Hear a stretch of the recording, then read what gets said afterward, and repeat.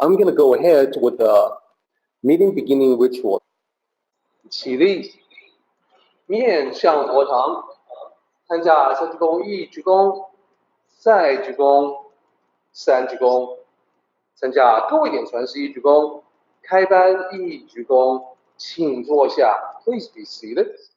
Good morning, everybody, or afternoon or evening, wherever you happen to be at the moment, and welcome to our online study group.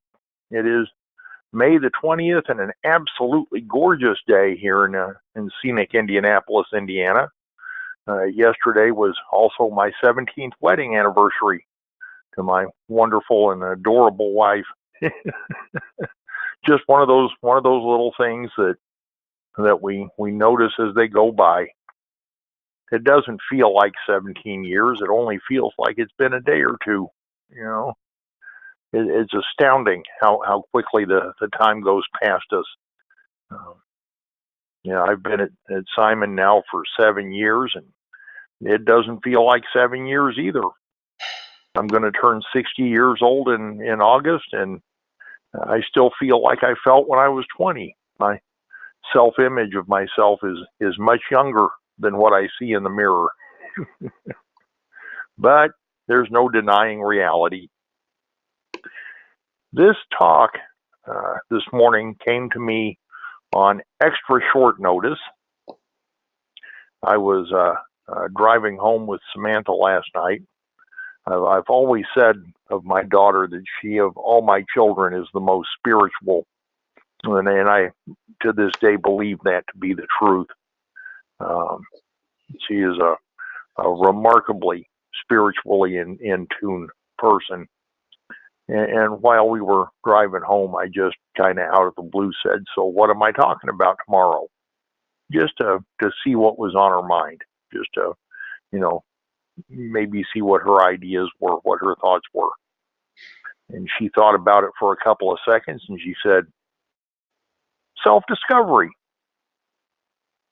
And she said that, and all of a sudden I kind of had this epiphany from the mind of my little 15-year-old daughter that topic is one worthy of discussing. And so I abandoned my normal week's worth of studying, research, writing, rough drafting, and rehearsing, and put together this.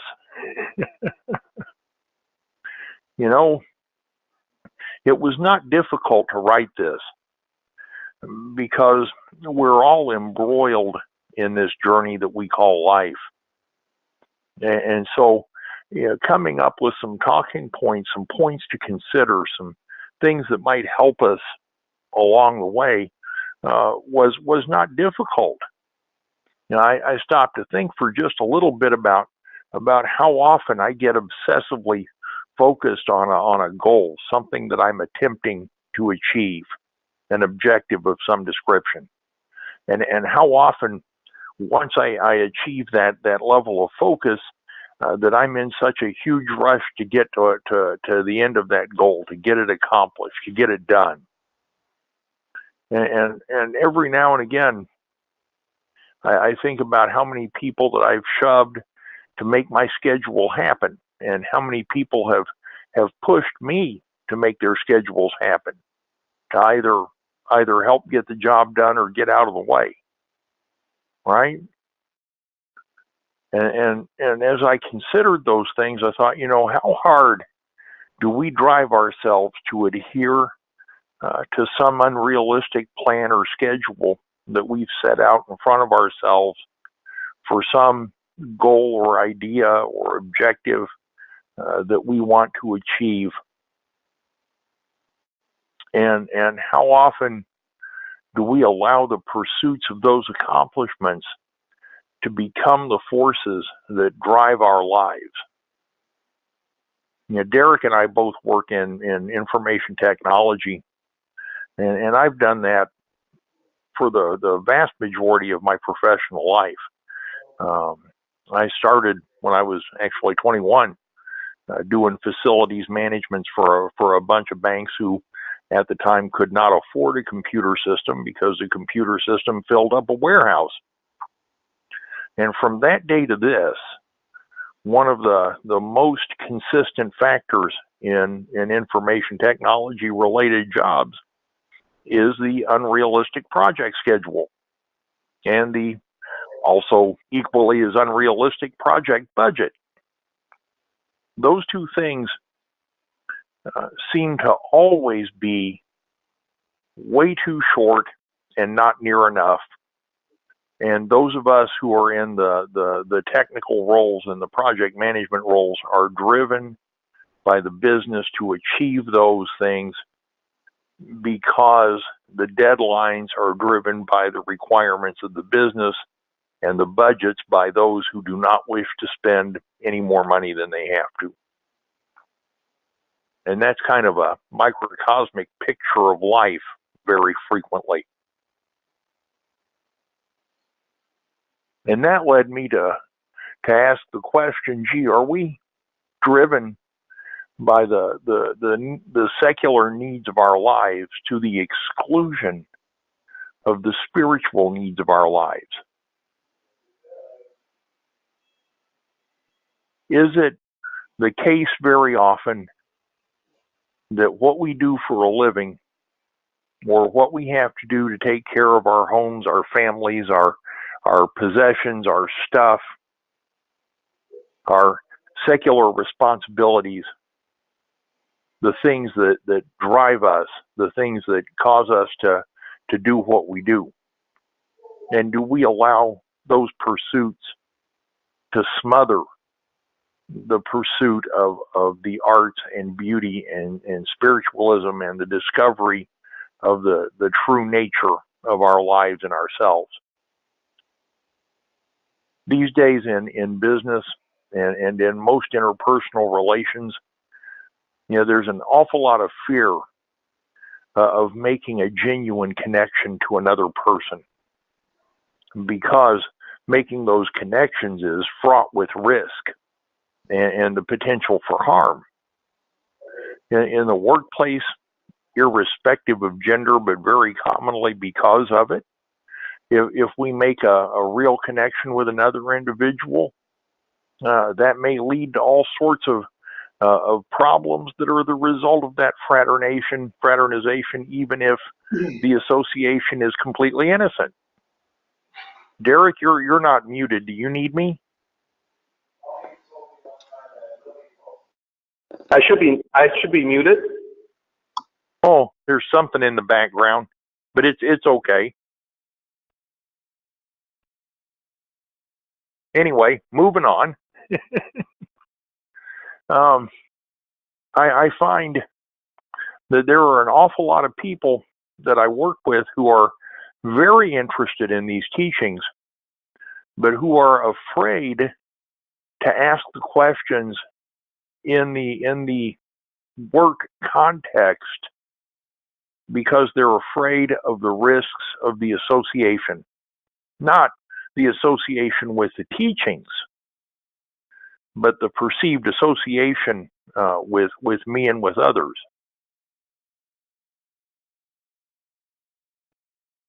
I think very often we fear failure, particularly public failure, a project that goes wrong, a schedule that isn't met, an activity that isn't completed, something where we take on perhaps a little bit more than we can accomplish and fall on our faces. But on the other end of that cycle, we also fear success, because with success comes additional responsibility, and the things that we manage to accomplish now become expectations.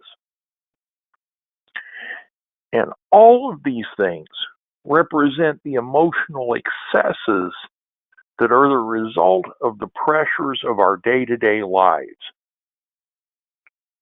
We get so focused on the minutia that we lose sight of the bigger picture. We get so focused on the when and the how that we forget the why. It used to be that people were much closer to the earth in their day-to-day activities. And in fact, a great many spiritual traditions sprung up as a result of the association of people to the earth. The cycles of the sun and the moon, the seasons, whether or not the rains came, whether or not the crops grew, because those things at those times determined whether or not people were going to starve to death, whether or not there'd be something to eat in the winter that was to come. People were collectively perhaps much more open with each other because they relied much more heavily on each other for survival in a variety of ways. And those things are largely gone now. Although we have a collective consciousness in our respective endeavors, our workplaces, our homes, those sorts of things, where there's an expectation of a certain type of appearance, a certain type of behavior, a certain type of personality, there are very few real connections within those contexts. There's not a lot of genuineness, not a lot of mutual support. In fact, very frequently, there's an awful lot of infighting, backstabbing, posturing, and positioning for one person to get up above another in a variety of promotional pursuits. I gave up on that stuff ages ago. I've done everything I ever wanted to do business-wise. Now I do what I want to do. I'm a technician, and I'm a really good technician, and I have a lot of fun doing what I do. But a lot of people still are trying to make it from wherever they think they are on that corporate ladder to the next rung up. It's a battle that we never win, a pursuit that never ends, and a schedule that we can't survive. The truth of the matter is that the unfolding of our lives before us is an educational process.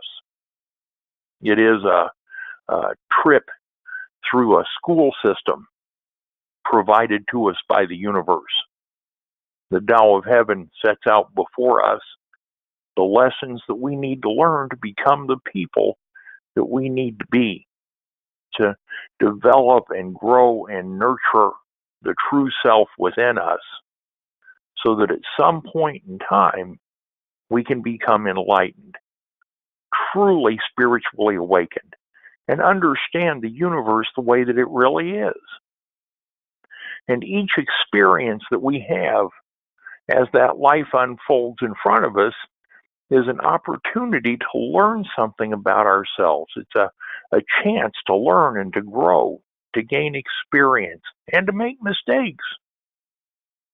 But far too often we ignore the lessons, either because the experience is too difficult or it's too painful.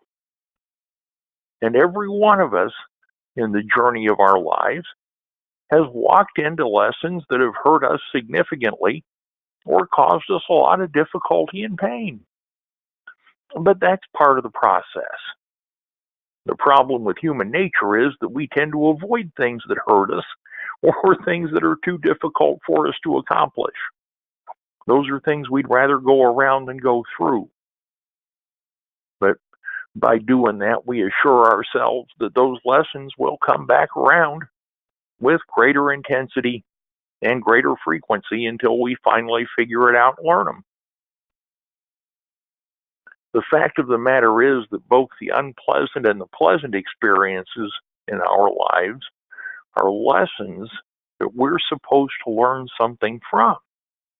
The people who come into and go out of our lives are there for a reason.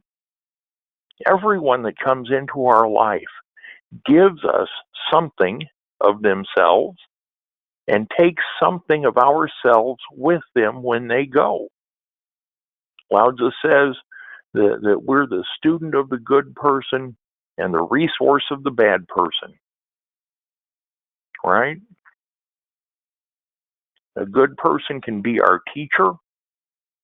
We can be a teacher to another good person. And the person who's more evilly inclined is the example to us for how not to do it. But in either case, those people are there so that we can gain that experience, utilize that wisdom, and understand that situation. When we ignore the fact that the experiences and people are there to help us learn and grow, then we kind of miss the point. The Tao path is all about the journey. It's not nearly so much about the destination.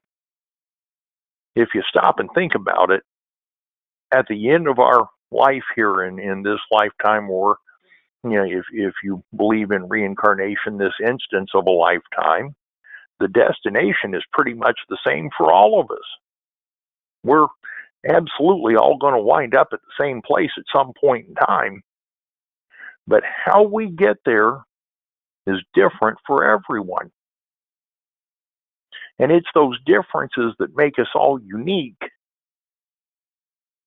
And the differences that provide some of the opportunities for us to experience new and wonderful things. But those differences shouldn't be viewed as things that are an excuse for judgment, derision, and division. Okay? At the end of the day, there is so much more that makes us all similar as people than there is that makes us all different.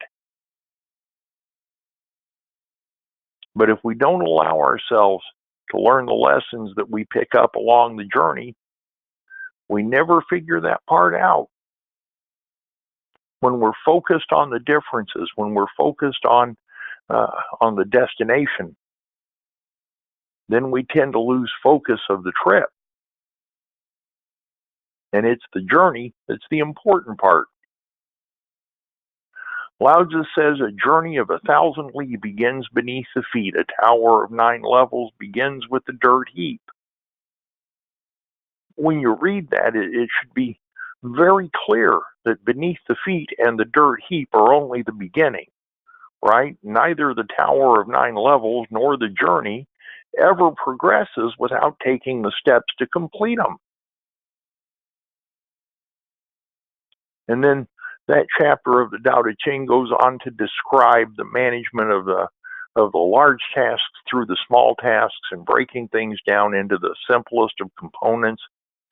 But the point that I want for you to derive from that snippet of Lao Tzu's teachings is that it is the journey that is important. It is the steps. It's in the journey that we discover ourselves and others. It's in the journey where we find, refine, and realize our spiritual nature and our own truth about what that is. I can't sit here and tell you for a fact what the ultimate spiritual truth is. I can't tell you for a fact what happens after we die. I can't tell you for a fact whether or not we are reincarnated. And in those matters, I can only tell you what I believe. The important part is that in the here and now, the lessons are there so that we can realize what it is we believe and refine those beliefs and utilize the wisdom gained from doing so. And so while we focus on the goals, the aspirations, the accomplishments, the things that we have to get done, we need to be mindful of the importance of the journey. We need to have goals and aspirations. Absolutely got to have them.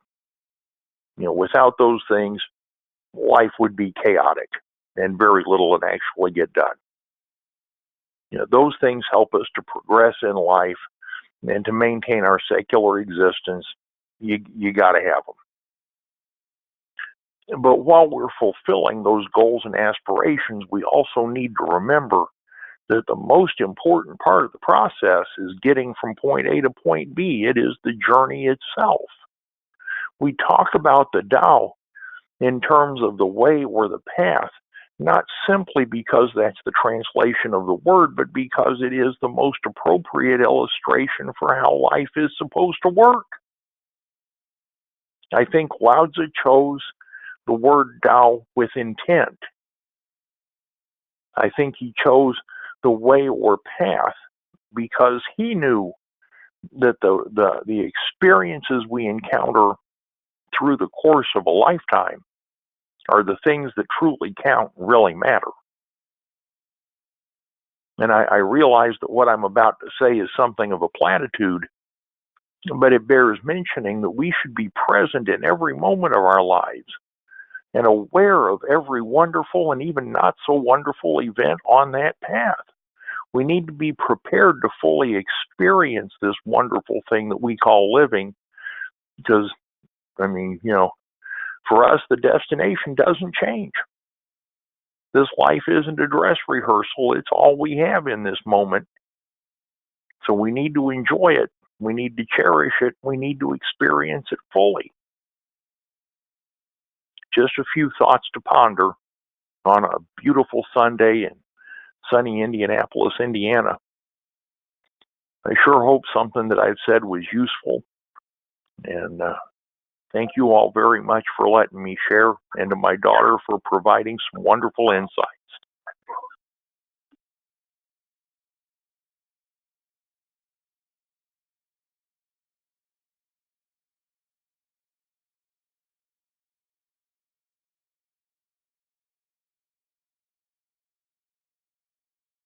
Let's go ahead and do the meeting ending ritual, everybody. 起立，面向佛堂，持架三鞠躬，一鞠躬，再鞠躬，三鞠躬，持架各位顶传十一鞠躬，斜翻一鞠躬。We're done, everybody. Thank you so much.